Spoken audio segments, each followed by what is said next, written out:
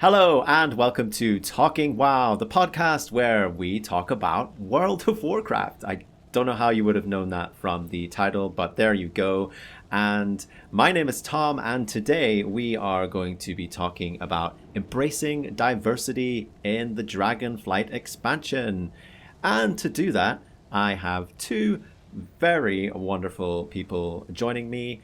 One of those is our very special guest on the show today, and that is Twitch streamer ThanhtTheBoss. Hey Thant, great to have you here. Thanks for having me, Tom and Marty. Yeah. Spoilers, Marty's here as well. That's a little reveal there. Thank you, boss, for sneaking that in. But yes, Marty's here as well. Hello, Marty. Thanks for being here as well. I'm here too. Thank you. So yes, in this episode, we're going to be talking about embracing diversity in Dragonflight. And we know that World of Warcraft has a massive community of players, and that's players from all walks of life. Not all people always see themselves represented in video games or even in World of Warcraft through the characters or the stories or the settings. That is something the developers in Dragonflight had said around the time of the launch, that this was something that was changing, that more diversity was going to be in the game. So we're going to be talking a little bit more about that. And perhaps we'll talk a little bit about maybe what needs to be done in the future as well regarding diversity. So just before we get too far into that, I'd love to know just a little bit more about your history with World of Warcraft, because I know you've been playing this game for a long time. Yeah. So I've been main tank of my World of Warcraft guild off and on since vanilla. So I started in Molten Core.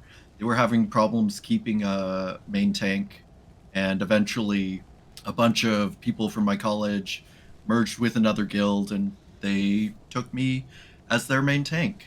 And to this day, I still haven't gotten Thunder Fury, which is oh no, huge. Sorry. We're starting on a real downer here, aren't we? But also, I have a lot of notoriety from then, because I think some of the bosses and the mechanics back then, like, you could tank the elementals with a staff because they were doing magic damage, and you never had to block. We call that the good old days, I think, don't we, Marty? Yeah. And my connection was so bad that sometimes I would tank while I was offline, until inevitably I died to the fact that you don't do any of your it's not evasion, it's mitigation. You don't mitigate damage when you're offline. That's a shame. So yeah, I've been that for a while, and I took a small break during Cataclysm, and I came back for Pandaria. All of the other officers had left, and so I became the guild leader because there was a power vacuum and it automatically rotates guild leader after 30 days. I feel like that has happened to Marty so many times. Marty is like guild leader of half the guilds in Europe in World of Warcraft because of that. So wait, are you saying that all the guilds that I joined die? That's what I sort of I'm not saying got it. from that. But yeah, and I do have to say, I'm from Medivh, which has the great history of being the first server to open the Anchorage gates. Here we go. Here comes the brags now. Okay, so the funny thing is, everybody was so interested in seeing the AQ gates open, it literally broke our server for months. And all of the top guilds on our server left. So we had a decimated population, and now we're 4 joined servers because we never recovered from the AQ gates.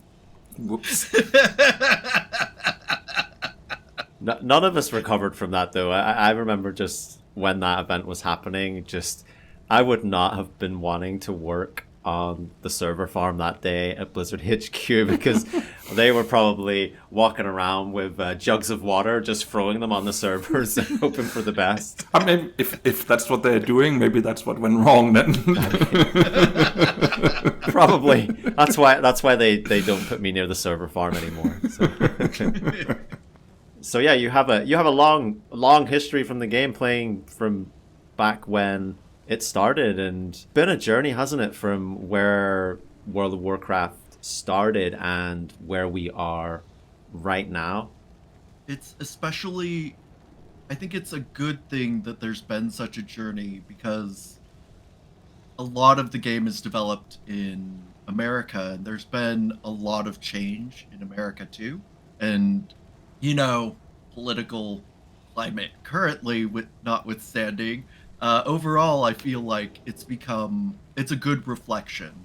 And I'm glad that they're starting to keep pace with culture rather than lag behind it.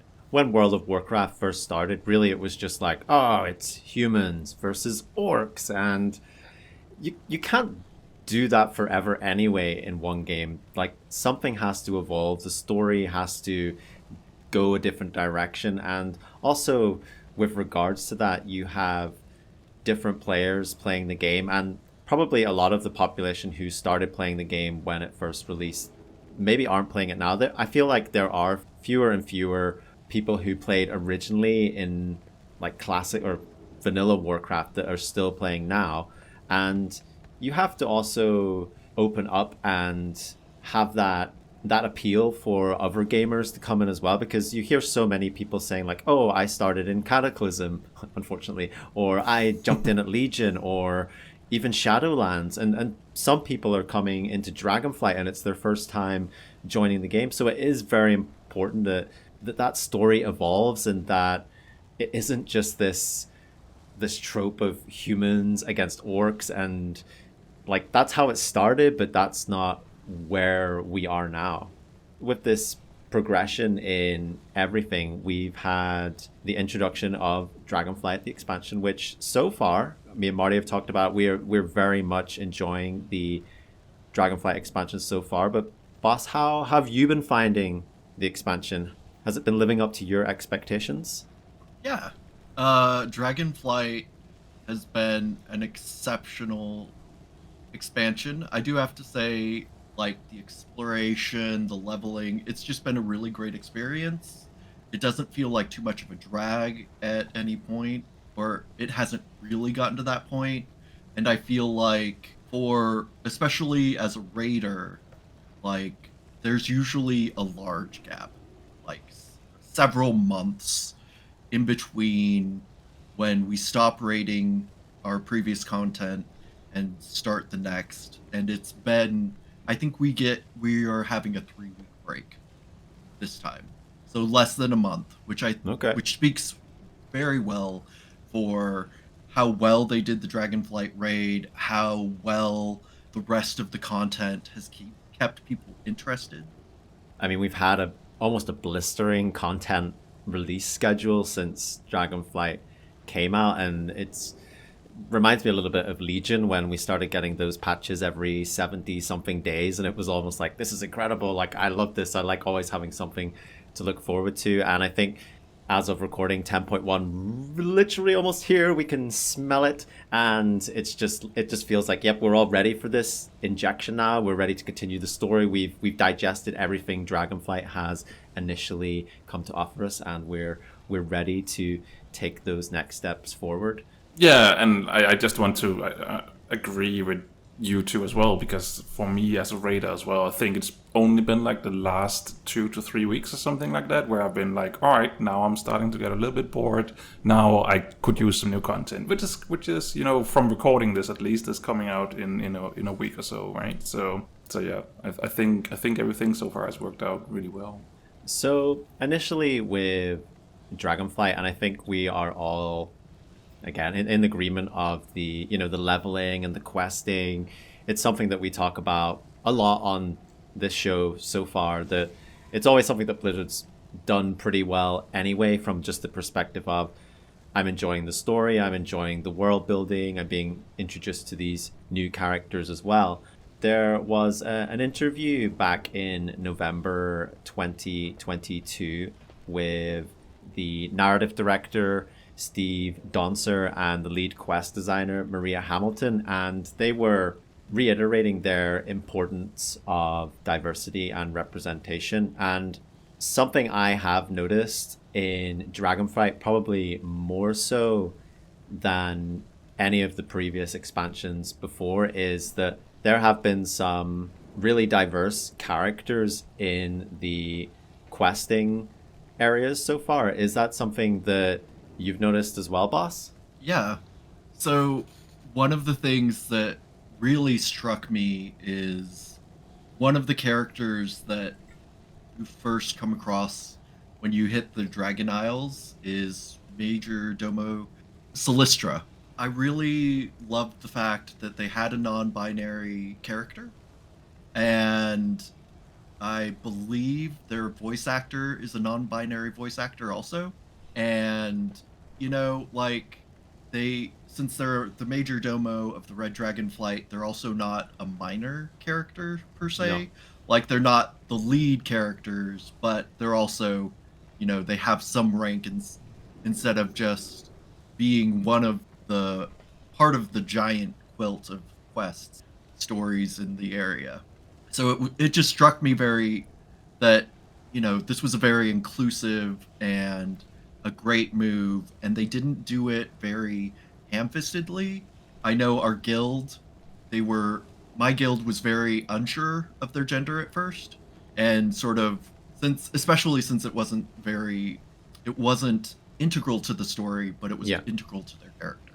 Yeah, and we have seen in recent times, like Warcraft have also said, like Chromie and Pelagos are trans characters as well, and they've also confirmed like some long-term characters like Matthias Shaw is gay as well. And with Dragonflight, there has been these diverse characters that I feel like you're coming across them in the story. To me, it's just felt very natural, and that it hasn't felt out of place, and it's warming my heart. Like that there's a lot of love happening in the Dragon Isles as well. There's a lot of love stories happening there, and there's also something in particular that really stood out to me was the Sansok Khan, who is one of the leaders of the Muruk Centaur, who is deaf, and they speak via an interpreter. And I don't know if you have done that quest line, boss, but for me it was like I was playing it and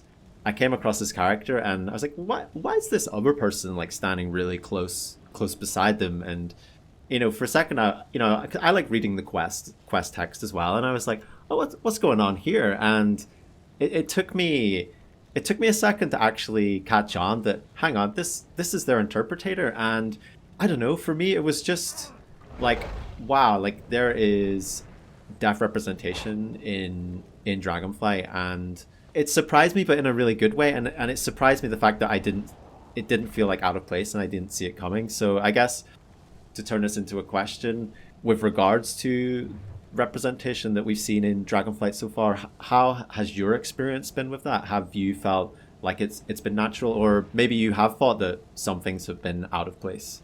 I think it feels very natural. Yeah. It's interwoven into the quests, but it's not in the quest text. So it follows that writing rule that at least Americans are taught, that, show, don't tell. Yeah. So you're seeing the experiences, you're seeing the interactions, and they're talking about each other, but they're not necessarily talking about how they're diverse.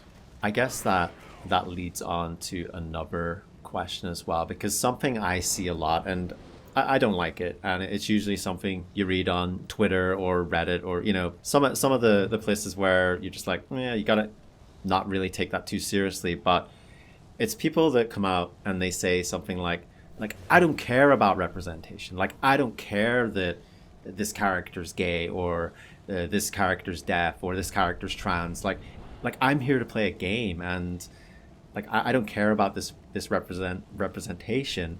Like representation is really important, isn't it, boss? Like play a game, and to see yourself represented in that game, that is an important thing, right?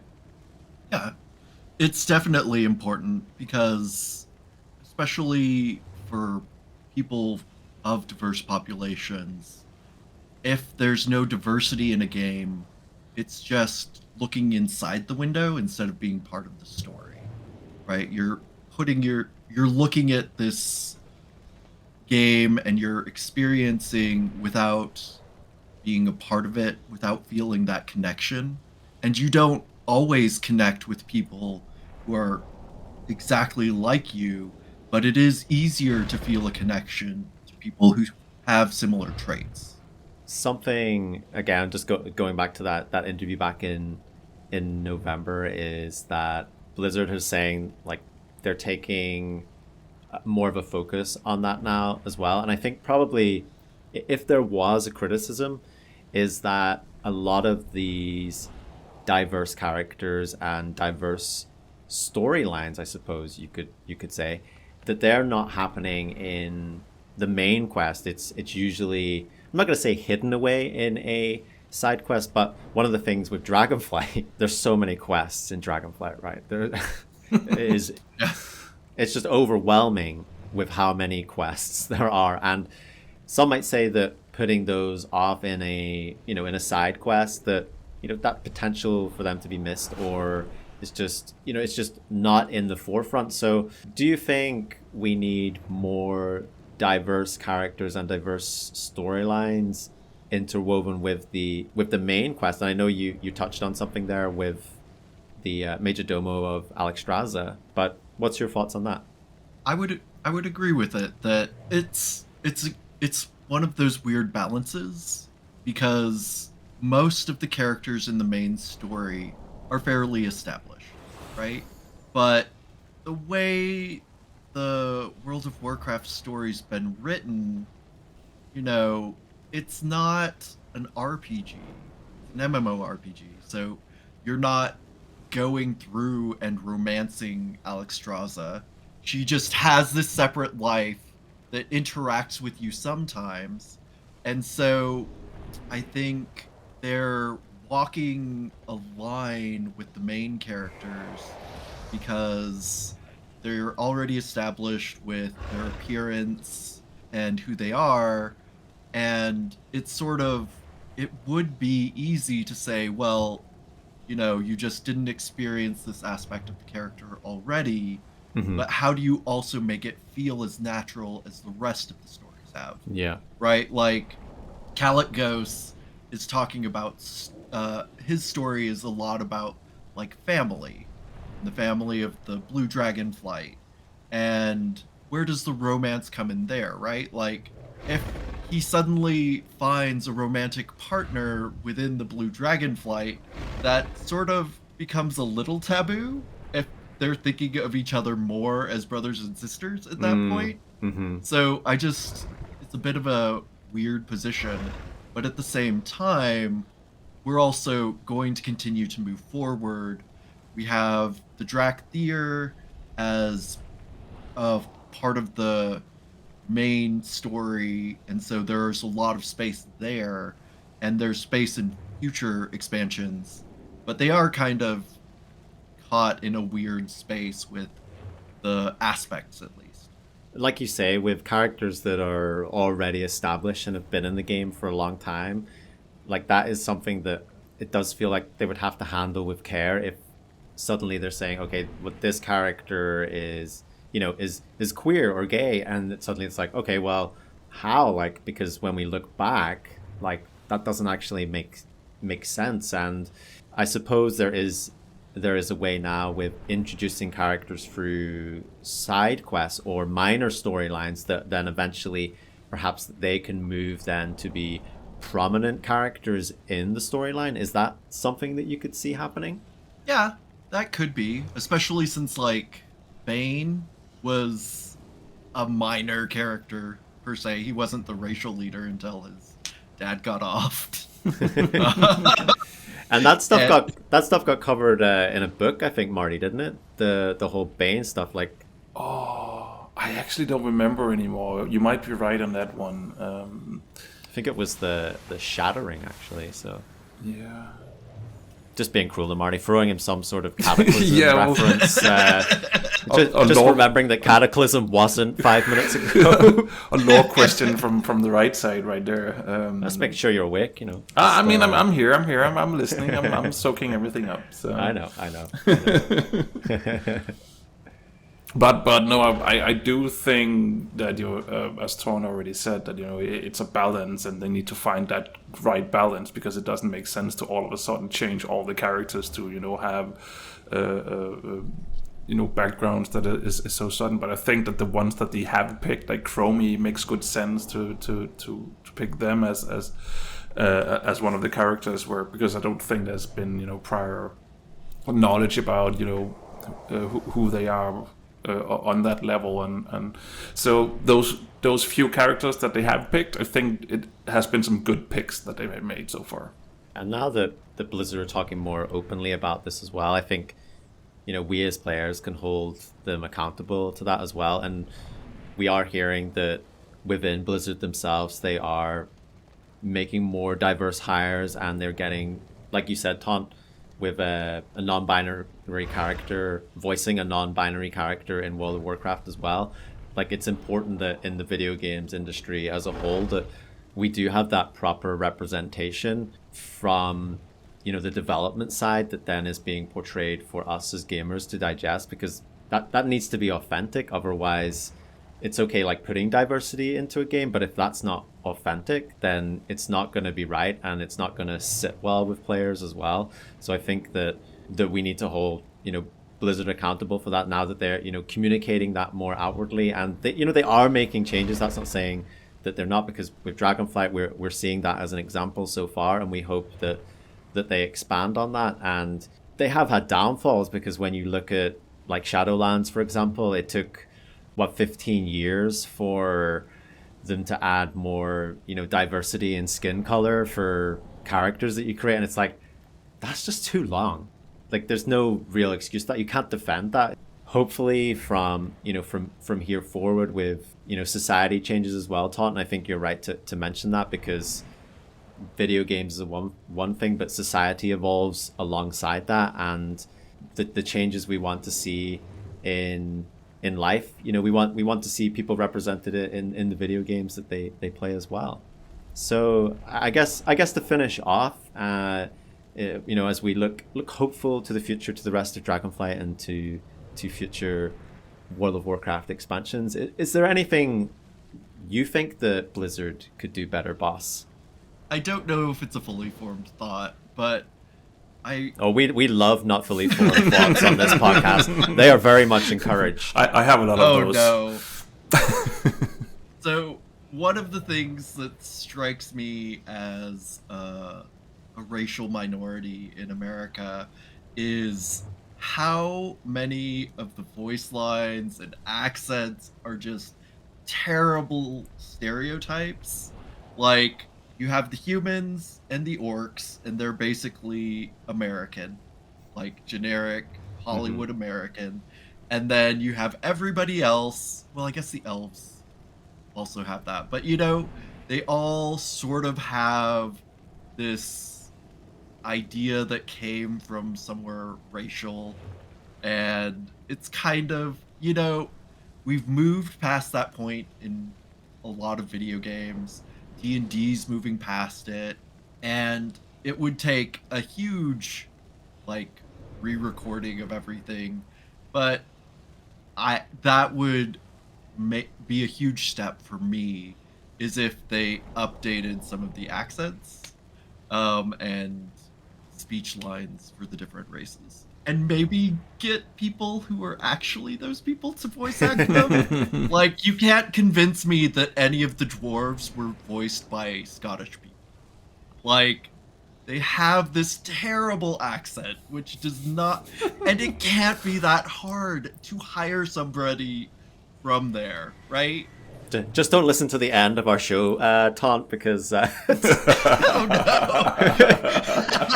no, we did hire a Scottish person who lives in Ireland who isn't Scottish to do that outro. So amazing. But I mean, right? Like, you all are a podcast. They're an international company with people. They have data centers and QA and GMs who live in Europe. They could pull from their pool of their own people, but they don't. What's with Bran? I'm sorry. It's so bad. Let it all out, Taunt. Let it all out. I'm fine. And I feel like this is also going to be a bit of a backtrack, but like they did a really good job of doing Pandaria, where there was a balance of like an accent, but it wasn't too strong of an accent from anywhere. They included a lot of the diversity from the region and a lot of stories without making it like really painful to listen to. And I just wish they could bring that balance elsewhere. Spoken like a true Pandera as well there. Like, we must bring balance to life and slow down. Something like that. Slow down. We'll see when the Shaw next show up. I don't know. That's actually... I forget. Rumor has it that they're...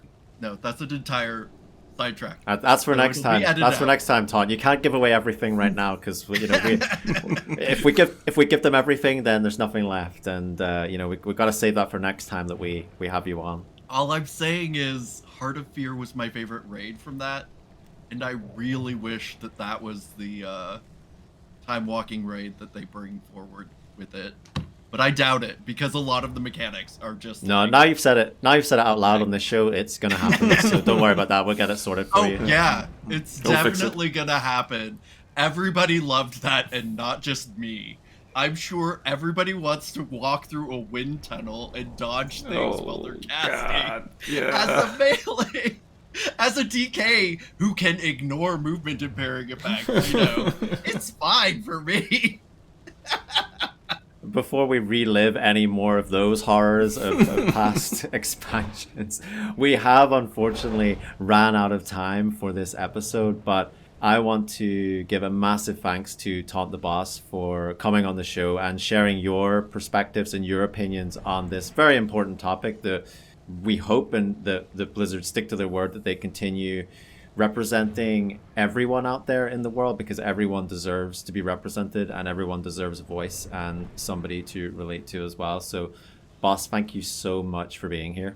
Thank you so much for having me. It's been such a wonderful experience. We have been Talking WoW, and we will talk to you again soon. Bye. Why am I waving? Bye. Thanks for tuning in, champion. Did you enjoy this episode of Talking WoW? If so, why not drop a review on your podcast catcher of choice, or leave us a comment? You can find Talking WoW on Twitter or YouTube over at Talking WoW. Hope to see you again soon!